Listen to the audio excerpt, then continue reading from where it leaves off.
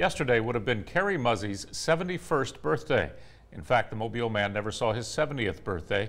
In the summer of 2016, he was brutally murdered in his Florida street home.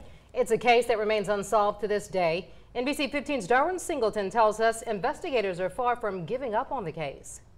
More than a year and a half has passed, and the taste for justice still remains strong from friends of Kerry Muzzey. Wednesday, on his birthday, a Facebook post from a friend lamenting Muzzey's death.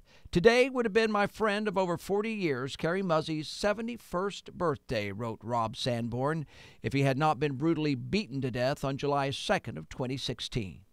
Brutal is not a word Sanborn nor MPD investigators take lightly, and a single picture tells the story. A picture of a beating so brutal, we have to blur the picture of the chair where Muzzey died, beaten to death while sitting in his living room.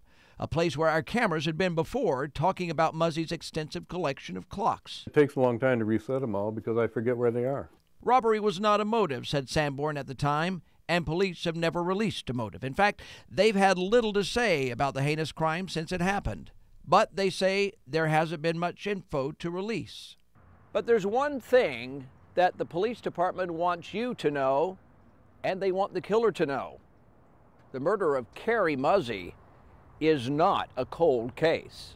The police department does not want anybody to believe that their case is not important. They're all important. If it's a crime that needs to be solved, we want to do everything we can to solve that crime. Investigators say it's possible Muzzey knew his killer. They've followed up leads, but say beyond the crime scene itself, clues have been hard to come by. So now they're focusing on the public. Someone out there, maybe you, has the glue that binds some of these scattered clues together.